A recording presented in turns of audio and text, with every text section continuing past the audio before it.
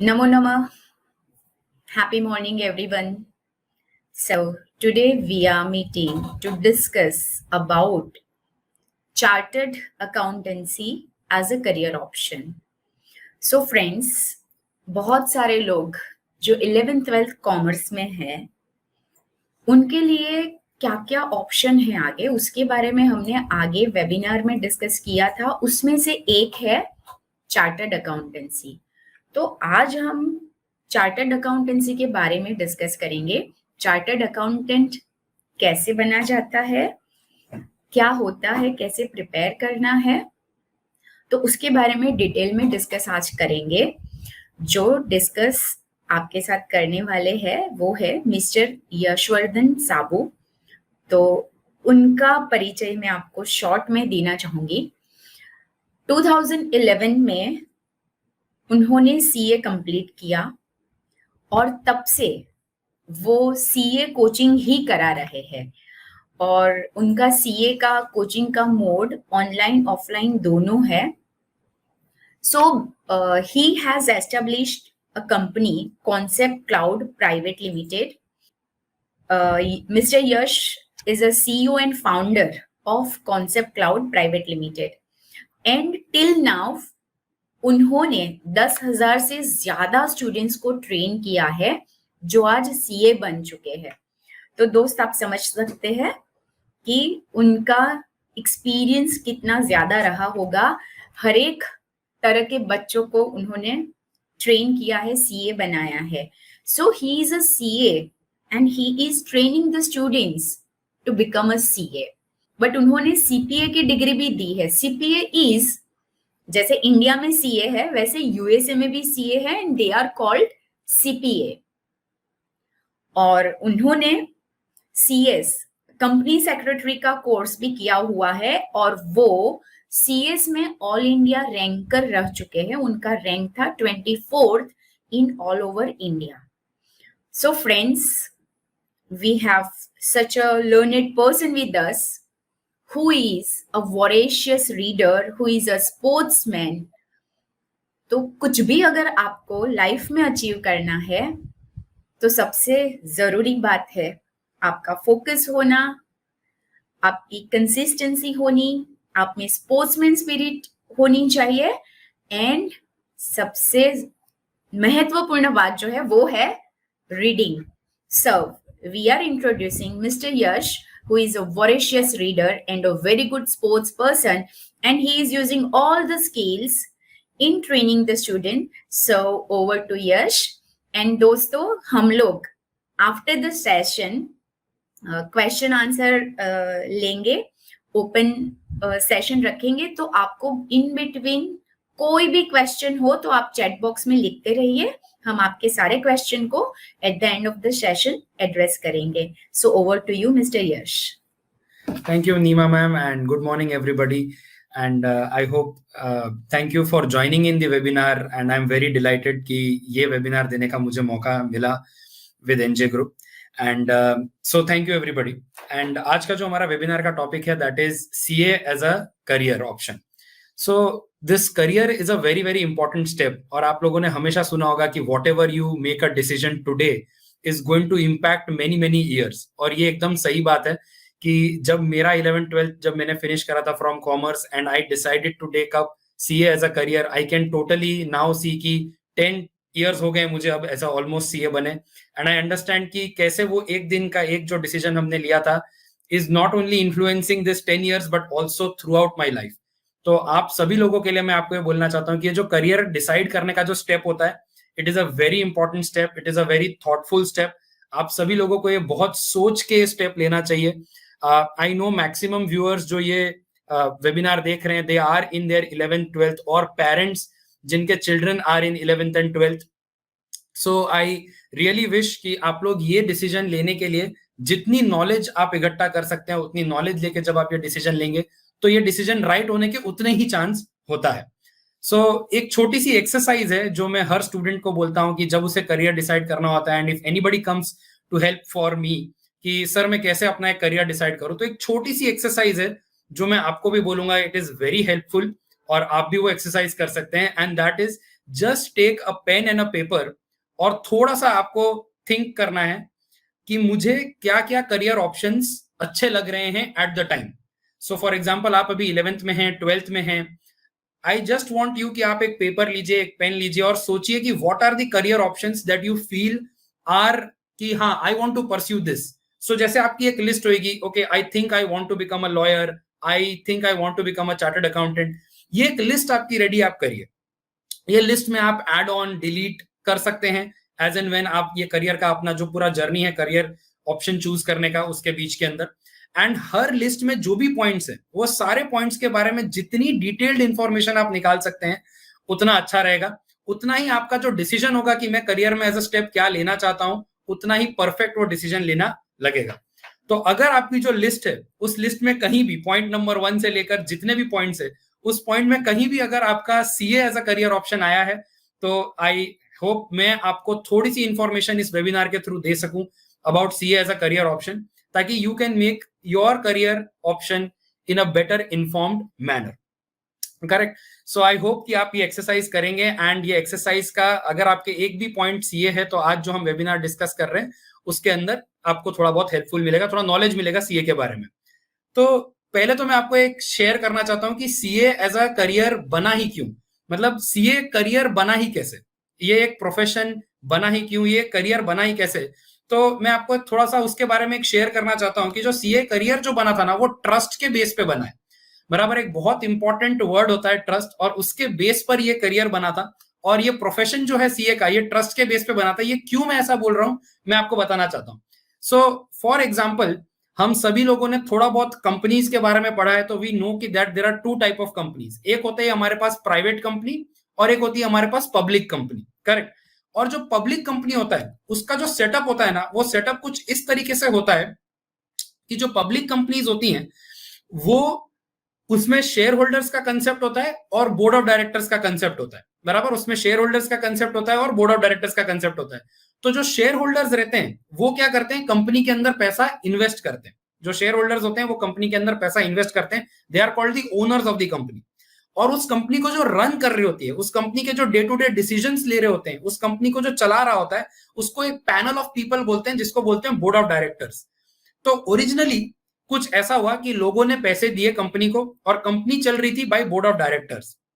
अब मान लेते हैं आप भी एक शेयर होल्डर हो किसी कंपनी का. तो आपने भी क्या करा है, किसी कंपनी को चलने के लिए पैसे दिए हैं. क्या साल के एंड में या टाइम टू टाइम क्या आपको ऐसा मन नहीं होगा कि भाई मुझे रिपोर्टिंग आनी चाहिए कि ये कंपनी कैसा काम कर रही है, कि जहां मैंने पैसा लगाया है वो कंपनी कैसा काम कर रही है, ये रिपोर्टिंग जानने का हम सबको क्यूरियोसिटी होगा अगर हमने किसी भी कंपनी के अंदर पैसा इन्वेस्ट करा है. तो सिमिलरली हर शेयर होल्डर को यह क्यूरियोसिटी थी कि जिस कंपनी में मैंने पैसा लगाया है वो कंपनी एक्चुअली परफॉर्म कैसा कर रही है. तो शेयर होल्डर्स ने क्या बोला बोर्ड ऑफ डायरेक्टर्स को, यानी कि जो लोग वो कंपनी चला रहे थे, कि एक काम करो तुम time to time financial statements बनाकर हमें भेजो.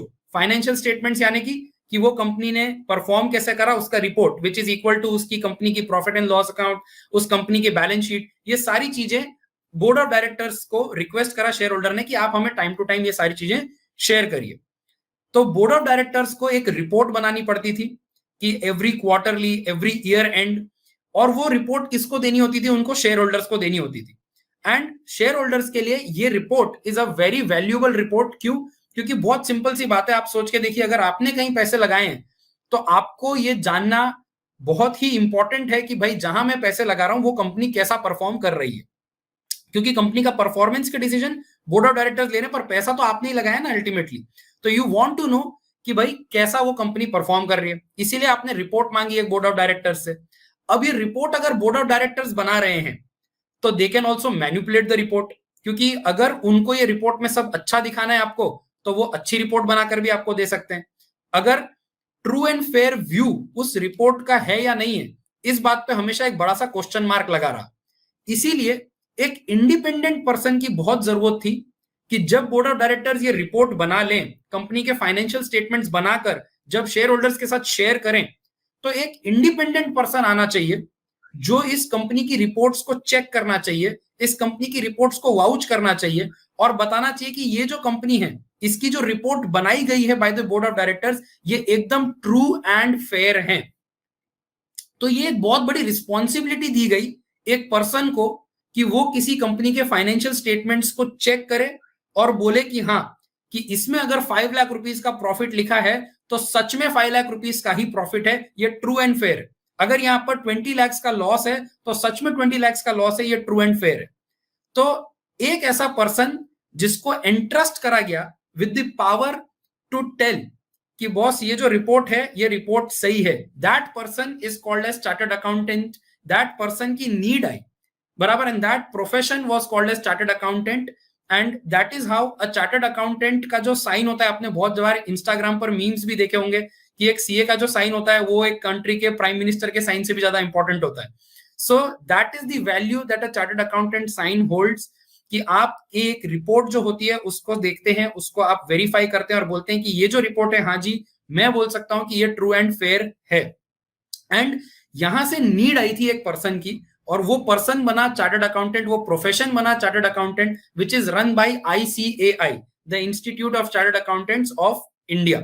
Correct. So this was the need for chartered accountant in the society, बराबर, कि जब सोसाइटी में नीड आई ओरिजिनली तो पब्लिक कंपनीज के लिए चार्टर्ड अकाउंटेंट की नीड आई, एंड इसीलिए इसको बोला जाता है कि that is chartered accountant is a professional that a person trust.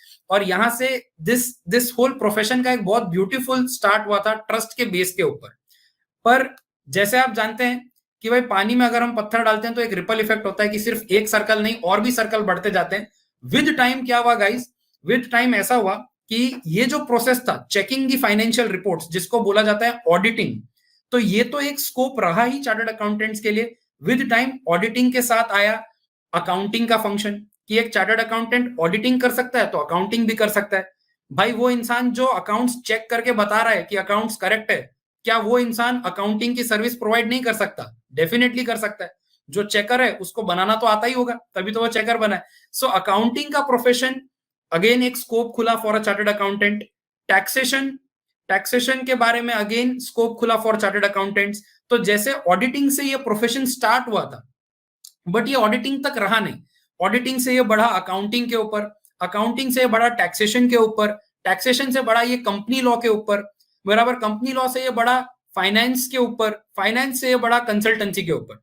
So today अगर बिजनेस के अगर मैं बात करूं, कंपनी के बात करूं, तो बिजनेस के जो भी डोमेन है, ऑलमोस्ट एवरी डोमेन के अंदर एक चार्टर्ड अकाउंटेंट इज यूजफुल, बराबर। वो डेटा एनालिस्ट के अंदर यूजफुल हो सकता है, एनी डोमेन के अंदर, फाइनेंस के अंदर हो सकता है, टैक्सेशन के अंदर हो सकता है, लॉस के अगेंस्ट हो सकता है, any domain that a company और अ बिजनेस रिवॉल्व्स, उन डोमेन में से आपके पास, if you become a chartered accountant, you are practically हर डोमेन में applicable for a business. So that is how कि chartered accountancy started with auditing, but today वो बिजनेस के सारे जो डोमेन्स है उसके अंदर अप्लाई होता है। एंड अगर आप मुझे क्वेश्चन पूछो कि why should anybody become a chartered accountant, so top 3 answers अगर आप गूगल करोगे तो one of the answers is financial stability. और ऐसे जोक्स भी बोले जाते हैं कि मैंने कभी एक सीए को ना कमाते हुए नहीं देखा, या सीए इज इक्वल टू पैसे छापने की machine. So all these things are there. So top 1 reason is financial stability, कि definitely people who become chartered accountant are definitely very very financially stable in their life. एक value मिलती है in the society. wherever I go, कोई भी function होता है and if I get introduced as chartered accountant, automatically एक value बन जाती है सामने वाले के मन में मेरी, because the exams are so tough and आपने ये टफ एग्जाम्स क्लियर कर रखी है। So these are the definite reasons कि why should anybody become a chartered accountant, right. And आजकल जैसे आप लोग नोटिस कर रहे होगे तो startup culture is a very big hit. Everybody has a business idea, everybody wants to convert their business idea into a successful business. So no better degree than chartered accountancy to convert your successful business idea into a successful business, because this is that degree that gives you the power of many domains of a business. कि आप business की accounting से लेकर taxation से लेकर business के laws से लेकर सारी चीजों का आपको ब्रीफ से लेकर एडवांस अंडरस्टैंडिंग ऑलरेडी है. So if you have a startup idea and if you choose ki as a career I want to do chartered accountancy, so that will definitely help you in your startup business as well. So these are the top 3 reasons according to Google. Financial stability हमारे को मिलती है, value in the society हमारे को मिलती है, plus business के सारे domains में एक CA helpful रहता है. So if you have a startup idea, definitely you can do it. But I'll tell you my reason कि why did I become a chartered accountant. सो मेरे एक अंकल थे जो चार्टर्ड अकाउंटेंट थे, and there was one short story जो मेरे साथ हुई थी जो मैं आप लोगों के साथ शेयर करना चाहूंगा. So that was the top reason जो मैं सीए बनना चाहा. So my uncle was a chartered accountant and he is very good in finance. अब देखो, जब मैं फाइनेंस वर्ड यूज करता हूं, सो फॉर एवरीबडी जो 11th एंड 12th में, आप लोगों को इसके बारे में बहुत कम नॉलेज होगी, बिकॉज फाइनेंस एक सब्जेक्ट कभी आया ही नहीं हमारी लाइफ में. Never in the schooling, never in 11th and 12th finance करके कोई सब्जेक्ट हमारे पास नहीं आया. But I tell you the power of the subject finance, the power of the subject money. So ये एक छोटा सा एक स्टोरी है that I want to share with you, और इससे एक मैसेज मैं आपको जो देना चाहता हूं वो है कि फॉर एग्जांपल मान लेते हैं कि ये स्टोरी में हुआ ऐसा था कि जब मैं अपने 12th में था, तो जो मेरे जो अंकल थे, he was doing sorry, so मेरे जो अंकल थे, he is a chartered accountant and I was in 12th, and at that time my uncle came to me and said to me that Yash, I want to buy a car, can you suggest me a car, मेरे पास 5 लाख रुपए हैं and I want to buy the car. तो मैंने बोला था अच्छा ठीक है, I can suggest you a car. मेरे को कार की अच्छी नॉलेज थी. So around 5 लाख रुपीज में तब एक बहुत अच्छी कार आती थी, family car, that was called as Hyundai Santro. So I actually said them, my uncle की uncle, Hyundai Santro is a good car, we can go and buy that out. तो uncle बोले चल ठीक है, कल अपने शोरूम चले. तो the next day I went to the showroom with my uncle. मेरे अंकल ने टेस्ट ड्राइव ली. he actually liked the car and he said okay चलो we can buy this car, right? हम ये कार अंकल को पसंद आई. so जब हम डिस्कशन टेबल पे थे with the salesman, मैं और uncle, so the salesman said okay sir, आपका क्या फाइनल डिसीजन में, would you like to take the car? तो मेरे अंकल ने बोला yes, I would like to take the car. तो अंकल ने बोला कि I would like to take the car on loan. तो जब अंकल ने बोला I would like to take the car on loan, तो मैंने तुरंत अंकल को मुड़ के देखा और मैं अपने दिमाग में सोच रहा था कि कल तो अंकल आके मुझे बोल रहे थे कि मेरे पास 5 लाख रुपए हैं, मुझे गाड़ी चाहिए, और अब जब आप यहाँ पर आए हो और आप ऐसा बोल रहे कि मेरे को ये गाड़ी लोन पे लेनी है. तो उस टाइम पर तो मैं कुछ नहीं बोला क्योंकि दो बड़े लोग बात कर रहे थे, तो आई कुडंट से एनीथिंग. तो जब वो उनका डिस्कशन हुआ तो डिस्कशन में सुन जरूर रहा था. तो अंकल ने पूछा अच्छा कार लोन कितने पे अवेलेबल है आपके यहाँ पर? सो दी सेल्समैन सेड कि 8% पर एनम के हिसाब से हमारे यहाँ कार लोन अवेलेबल रहता है. तो आई सेड ओके, मैं ये सुन रहा था. मेरे अंकल ने बोला okay, I would like to take the car on loan, 8% के ऊपर अपनी डील फिक्स रही, एंड टुमारो मैं आऊंगा, लोन के पेपर्स वगैरह सब लेकर फॉर्मेलिटीज जो है वो पूरी कर लेंगे. अब वापस जा रहे हैं हम घर और मैं अभी भी फुल कंफ्यूज. तो मैंने मेरे अंकल को बोला कि अंकल आप तो कल मुझे बोल रहे थे आपके पास 5 लाख रुपए और अब आप बोल रहे हो कि आप गाड़ी लोन पे लेना चाहते हो, तो ऐसा क्यों? तो आपके पास 5 लाख रुपए नहीं है क्या? मैंने अंकल को ऐसा पूछा. तो मेरे अंकल ने बोला कि नहीं, मेरे पास है 5 लाख रुपए. तो यहाँ मेरा एक बहुत इंपॉर्टेंट थॉट था, और मेरे ख्याल से आप सभी लोगों का ये थॉट होता है कि कोई आदमी कोई चीज लोन पे तब लेता है जब उसके पास रुपए नहीं होते.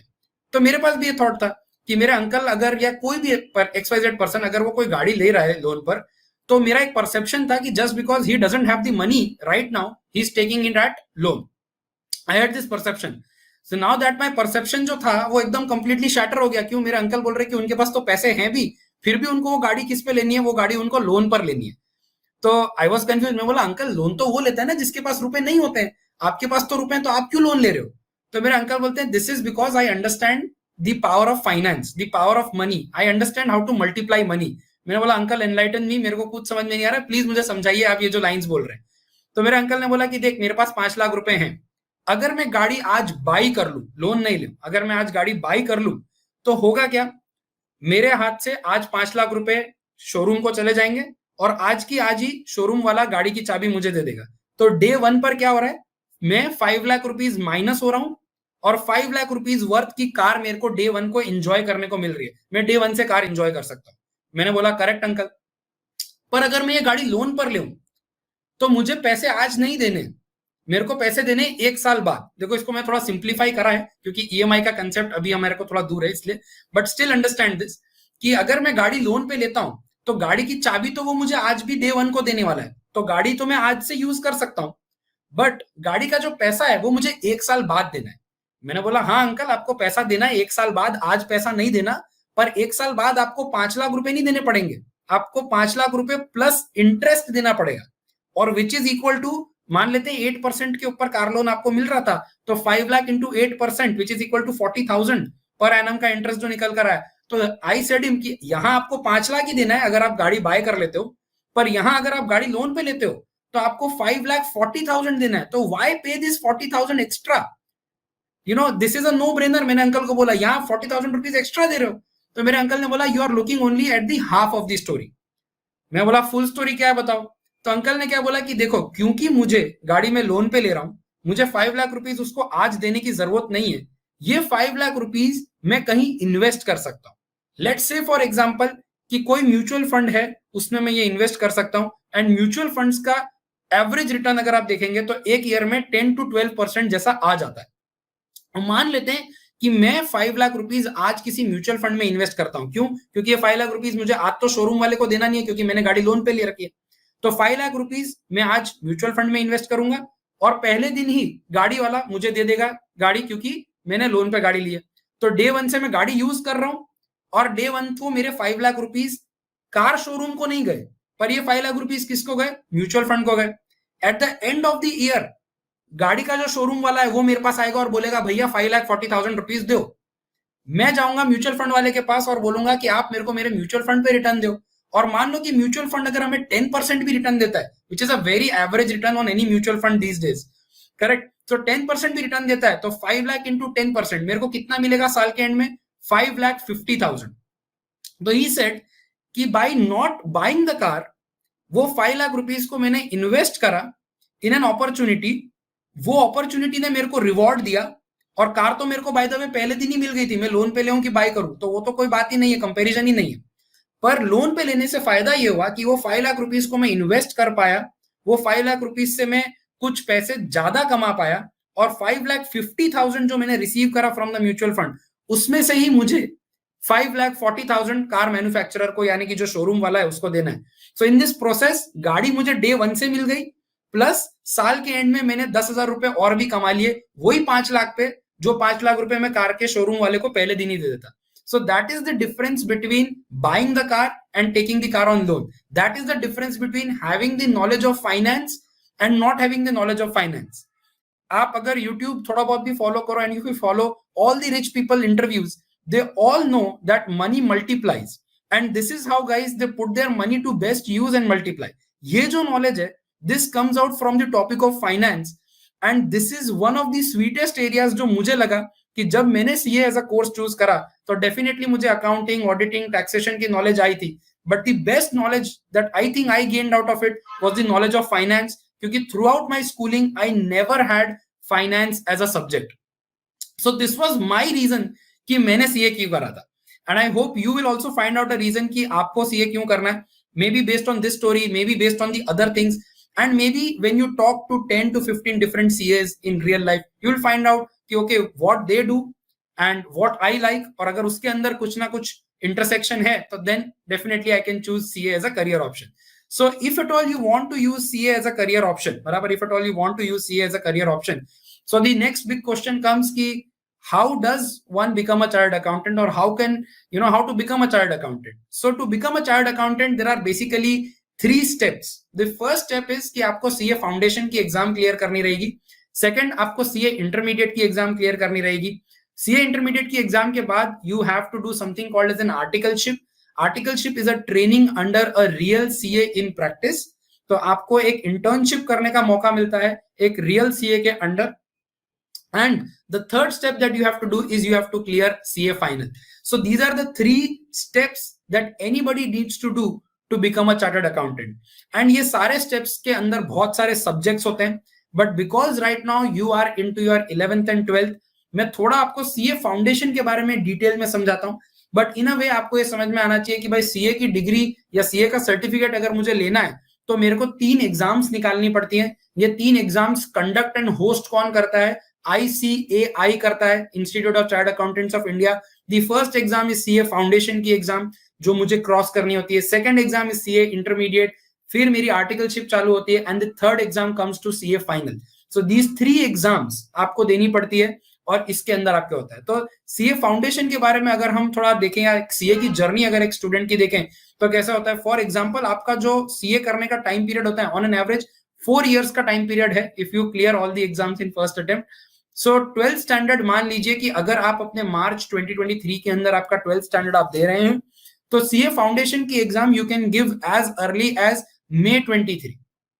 सो मान लीजिए कि if you are currently in your 12th standard, आपकी 12th स्टैंडर्ड की जो बोर्ड की एग्जाम्स आएगी वो लगभग मार्च के अंदर आ जाती हैं, तो मार्च 23 तक अगर आप अपना 12th की एग्जाम्स निकाल रहे हैं तो आप सीए फाउंडेशन की एग्जाम्स दे सकते हैं एज सून एज May 23।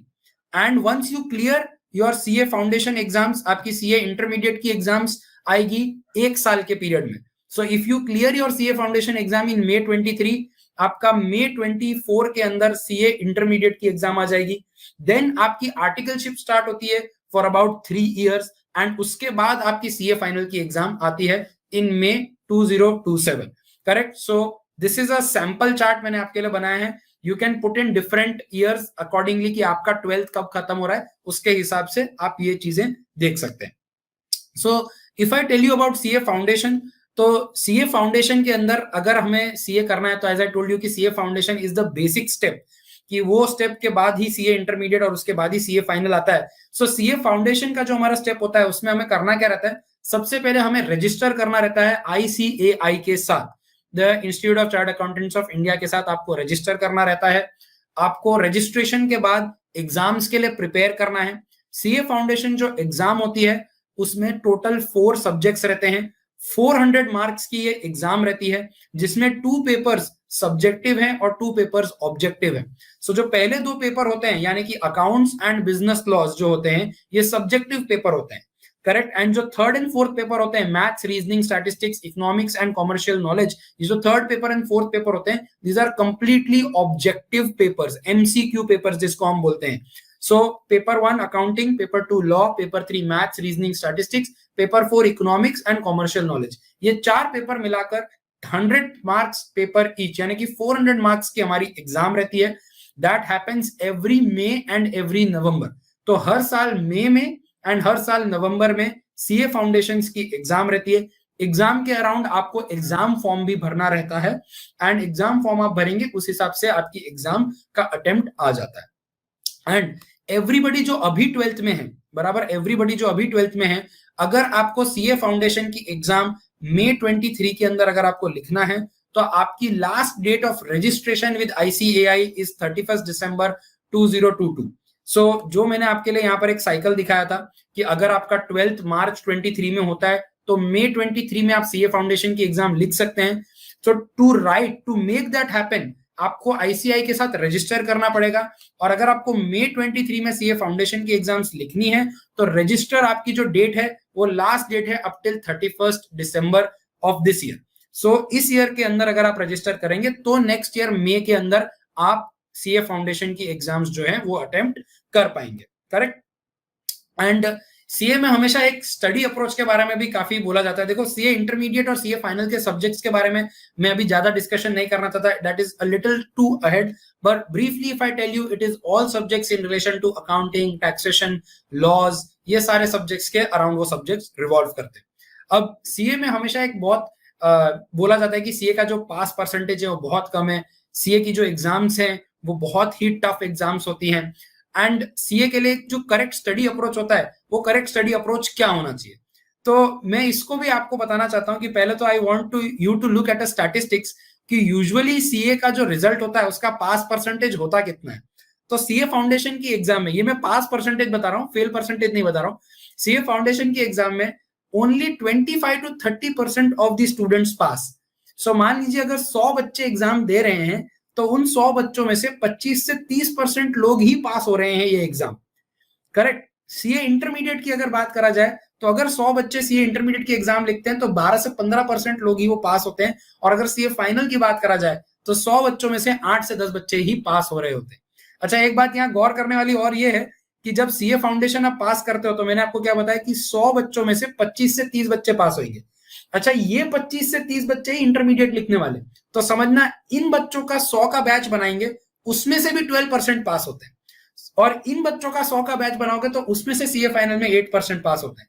सो सीए का जो कोर्स है that is passing percentage wise अगर देखा जाए तो बहुत कम है, और ऐसा नहीं है कि ये अनरीजनेबली कम है। मैं आपको बताता हूं कि जो बच्चे ने करेक्ट स्टडी अप्रोच लिया उसके लिए पासिंग परसेंटेज मैटर ही नहीं करने वाला है।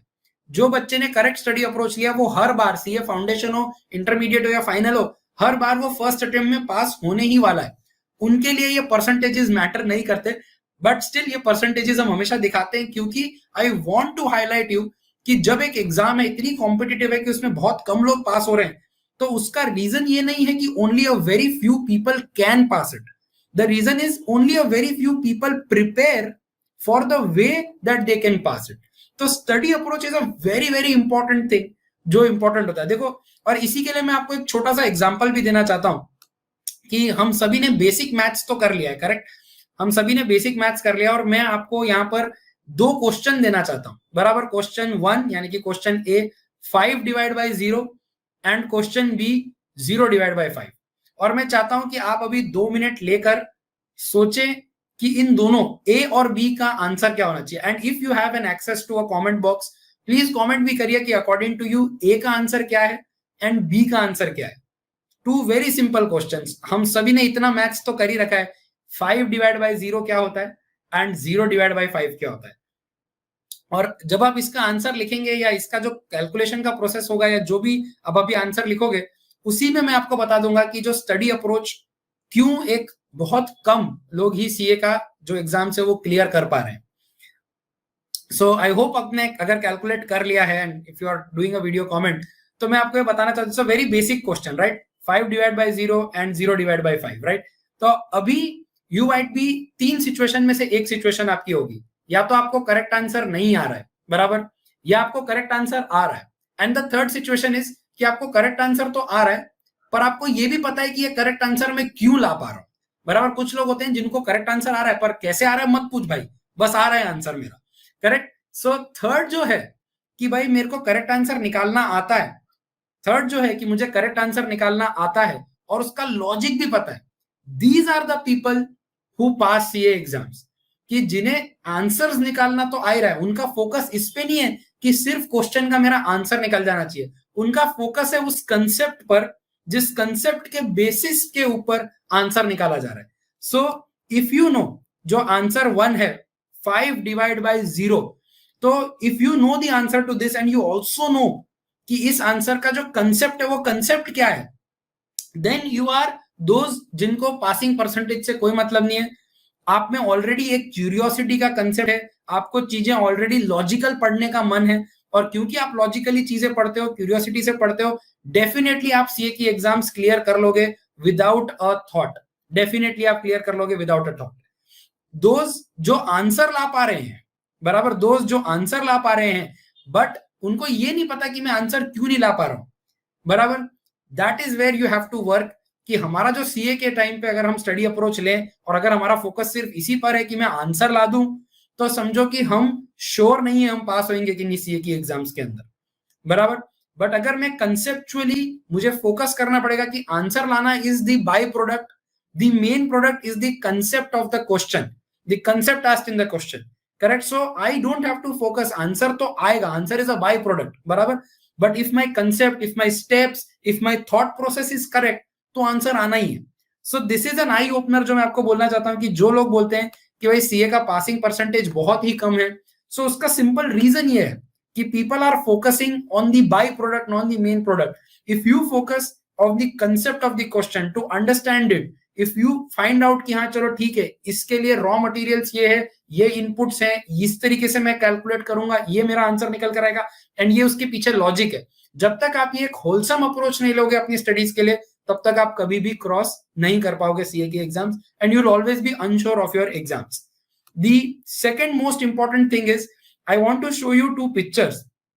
दीज आर पीपल जिन्होंने सीए की एग्जाम क्रॉस करने के बाद इंस्टाग्राम पर अपनी फोटोज डाली, अपनी पोस्ट करी है. So you can see these are the number of books that they studied to become CA, बराबर. And similarly if I remember back in my days, मेरे पास भी करीब करीब इतनी बुक्स थी जो मैंने पढ़ी होंगी फ्रॉम सीए फाउंडेशन से लेकर सीए फाइनल. मतलब इंस्टीट्यूट की books plus reference books plus bear acts, पता नहीं कितनी किताबें हमने पढ़ी होगी, बट राउंड अबाउट इतनी किताब तो पढ़ ली होगी हम सब ने जो सीए बने.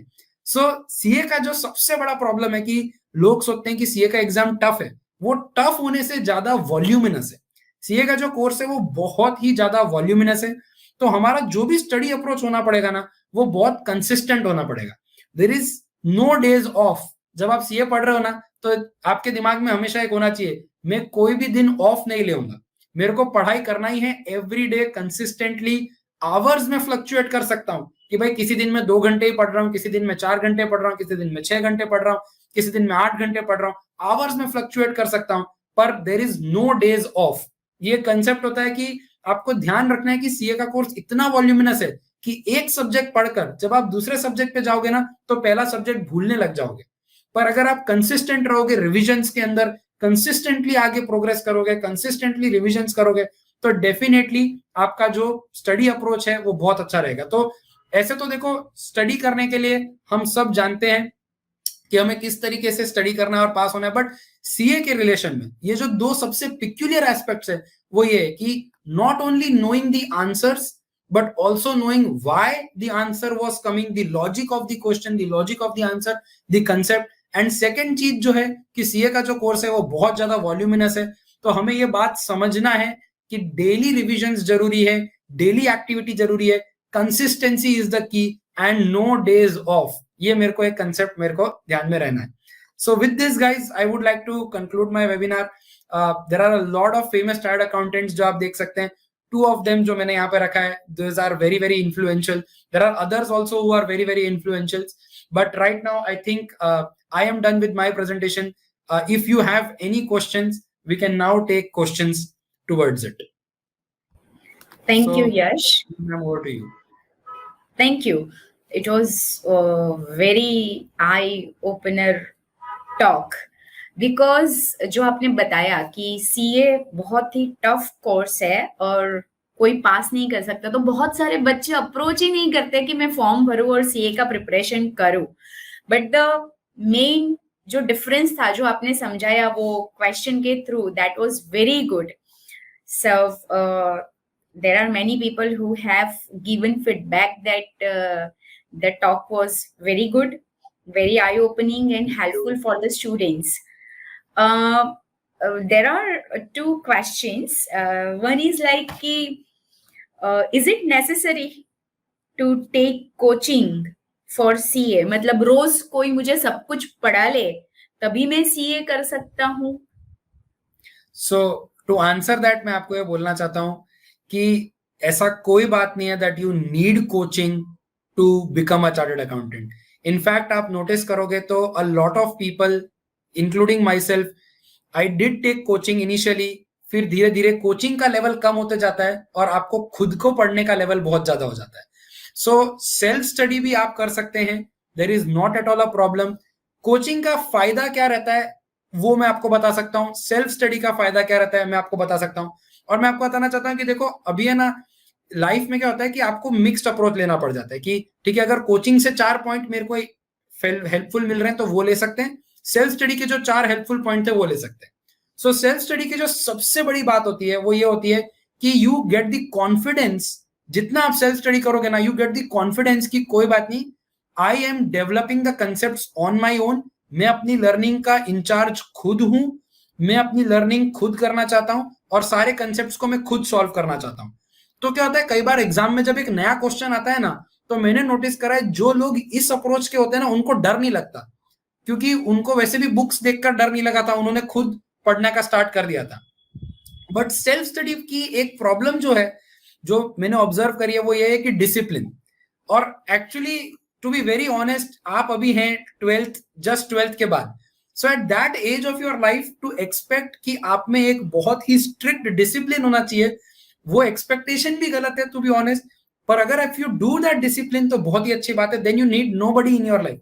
अगर आप सेल्फ स्टडी करना चाहते हैं पर अगर आप में डिसिप्लिन बहुत है, मतलब अगर आप घड़ी के हिसाब से चल सकते हैं कि 5 o'clock में मॉर्निंग में वेकअप, मतलब कुछ भी हो जाए 5 o'clock में मॉर्निंग में वेकअप करूंगा, वो संडे ही फिर क्यों ना हो। If you are that discipline with time then you can do self study. But if you lack discipline then definitely coaching helps you in being discipline.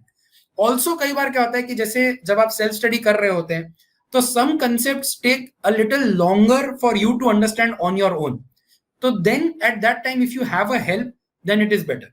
But again मैं आपको बताना चाहता हूं कि आप सीए की कोचिंग जहां भी जाएं, you have to be very smart in understanding कि क्या ये सर या जहां पर भी मैं जा रहा हूं वहां सिर्फ मुझे आंसर्स निकालने पे फोकस करा जा रहा है, मुझे सिर्फ आंसर लर्न हो जाए उस पर फोकस करा जा रहा है, या इस पे फोकस करा जा रहा है कि मुझे ओवरऑल पूरे सिस्टम्स सिखाए जा रहे हैं, ओवरऑल कंसेप्ट सिखाए जा रहे हैं। सो कई कोचिंग होती हैं जो सिर्फ इस बेस पे होती है कि बेटा ये कर लो तुम पास हो जाओगे। तो अंडरस्टैंड करो कि वो हमें नहीं करना है, क्योंकि हम देखो स्कूलिंग लाइफ अलग है और अब आप एक प्रोफेशनल बनने वाले हो। द मोमेंट आप सीए खत्म करोगे तब आप रियल वर्ल्ड में जाओगे, आपको रियल क्लाइंट्स मिलेंगे जिनकी रियल प्रॉब्लम्स होंगी और वो आपसे सोल्यूशन मांगेंगे। पर अगर आपने सिर्फ इतना पढ़ के पास हो गए थे तो जरूरी नहीं है ना कि उनके जो क्वेश्चन है वो इसी में सॉल्व हो रहे हो। सो that is a very important thing. But I truly believe कि ऐसा कोई ये थॉट या एक मिथ मत रखना कि सीए करना है तो कोचिंग लेनी जरूरी है। डिसिप्लिन अगर आप में है तो आप हर चीज अपने आप कर सकते हैं without a doubt. Thank you. I would like to add in your answer. At NJCT, we have around 16, 17 students for CA and CS, and they are doing self-study, and they are learning on their own. They are learning the concept thoroughly, but Mr. Yash is the one who is guiding them. So Yash sir जो है वो हमारे बच्चों को study plan बना के देते हैं, बच्चे पढ़ते हैं और बाद में क्वेरी सेशन रखा जाता है। तो जहां जहां पे भी क्वेरीज है तो यश सर उनको वंस और ट्वाइस अ वीक मिलते हैं एंड दे डिस्कस। सो जैसे इन्होंने बताया कि प्लान, स्टडी प्लान को स्टिक करके रहना, consistency, no days off is the main mantra to be CA, right sir? Right, and एकदम राइट। और जो स्टडी अप्रोच है वो भी आपने बहुत, एक क्वेश्चन जो था कि स्टडी अप्रोच के बारे में थोड़ा सा डिटेल कीजिए, जो आपने बता ही दिया। तो it should be a combination of self study and guidance और a query session rather than you go for teaching और कोचिंग। सो कोई आपको पढ़ा देगा तो आप सीए नहीं बन पाओगे। And I would like to say कि जैसे यश सर ने बताया, हमारे बच्चे ने फर्स्ट अटेम्प्ट में सीए फाउंडेशन क्रैक कर लिया है with self study and with the guidance of Yash sir. तो कंसिस्टेंसी बहुत जरूरी है। बच्चों ने जो स्टडी प्लान दिया गया उसको फॉलो किया, एक भी दिन ऑफ नहीं लिया, कोई संडे नहीं, कुछ नहीं। हाँ, जैसे कुछ हो फेस्टिवल है तो हाफ डे, कल जन्माष्टमी थी तो हाफ डे पढ़ लिया, उसके बाद they enjoyed also. So this is important, no days off वाली जो बात है वो। एंड वन मोर थिंग कि अगर इतना वॉल्यूम है सिलेबस का तो रिवीजन प्लान कैसा होना चाहिए? So usually there are two type of subjects CA के अंदर, एक प्रैक्टिकल सब्जेक्ट्स रहते हैं और एक थियोरेटिकल सब्जेक्ट्स रहते हैं। द थिंग इज कि रिवीजन का आर्ट जो है ना वो आपके फर्स्ट टाइम रीडिंग में ही होता है। जब आप फर्स्ट टाइम रीड कर रहे हो और अगर आपने अच्छे से अपने नोट्स बनाए हैं उतना ही इंपैक्टफुल आपका रिवीजन रहता है। So I have observed out of जितने भी स्टूडेंट्स को आज तक मैंने कोचिंग दिया है, अगर बच्चा पढ़ने के टाइम पर अपने खुद के हैंड रिटन नोट्स बनाता है तो his probability of passing the exams is much more than जो नई नोट्स बना रहे। बिकॉज आप समझो अगर आप नोट्स नहीं बना रहे हो तो फिर से रिवीजन में आपको पूरा चैप्टर फिर से करना पड़ रहा है, विच इज नथिंग लाइक कि पहली बार जो पढ़ा वही हम पढ़ रहे हैं वापस। बट अगर आप नोट्स बनाओगे तो देन आपने समराइज वे में कुछ ना कुछ अपना उस पर्टिकुलर टॉपिक की समरी लिखी है which will help you to recall the information. So for theory, notes making is very important. And for practical subjects में आपको बताता हूं कि आपने एक बार जब concept समझ लिया तो discussion is very important with your friends or with anybody, कि आप discuss करो उसके ऊपर with that topic. फिर जब आप sum solve कर रहे हो और अगर आप कोई भी sum में अटक रहे हो तो making a note of it कि इस sum में particularly ये बात करी गई थी या ये adjustment था और ये एडजस्टमेंट मुझसे सॉल्व नहीं हुआ था because I had this thought but the actual thought is this. So ये तरीके के नोट्स जब आप बनाओगे तो यू विल सी दैट आपकी जो लर्निंग है वो एक अलग लेवल पर ही चली जाएगी। Next question is about the fees. Foundation, intermediate, final, तीनों की फीस क्या है? सो फीस टिल फाइनल, ऐसा एक क्वेश्चन आया है जो जानना चाहते हैं आपसे। So there are two kinds of fees involved. One is the fees जो आप ICAI को देते हो for registration yourself. तो आप CA फाउंडेशन पर भी रजिस्टर करते हो जिसकी फीस 9,000 अराउंड रहती है। CA इंटर में भी आपको रजिस्टर करना पड़ता है विद ICAI अगेन। मतलब CA फाउंडेशन जब आप क्रॉस करोगे तब तो आपको रजिस्टर करना ही होता है फाउंडेशन के लिए। फिर इंटरमीडिएट के लिए आपको फिर से रजिस्टर करना पड़ता है, जिसकी फीस अराउंड 19,000 रहती है, एंड सीए फाइनल पर भी आपको रजिस्टर करना पड़ता है, जिसकी फीस अराउंड 20,000 रहती है। So the fees to the institute is रफली about 50 to 55,000 including of exam fees. तो आप रजिस्ट्रेशन फीस देते हो, और जब भी एग्जाम आता है तो आपको एग्जाम फॉर्म भरना पड़ता है, तो another 1,000 to 2,000 rupees exam form के लिए जाता है, डिपेंडिंग अपॉन आपने एक ग्रुप दे रहे हो, 2 ग्रुप दे रहे हो, kind of. So the fees for becoming a CA on self study basis, अगर आप मेरे को मैं बोलूं कि without any coaching, is around 55 to 60,000। इतने फीस में you can become a CA, but if you choose coaching then again coaching की जो फीस रहेगी that will be an add on. Okay, thank you. So there is no more question, but those who really want to do self-study and want to be CA, they can contact NJ Charitable Trust, so we can guide you for self-learning and for the query sessions. So you will not need to pay extra fees for the coaching, and in around 50,000 you can complete your CA, which is really a valuable course, जिसकी society में एक practice है, जो trust based profession है।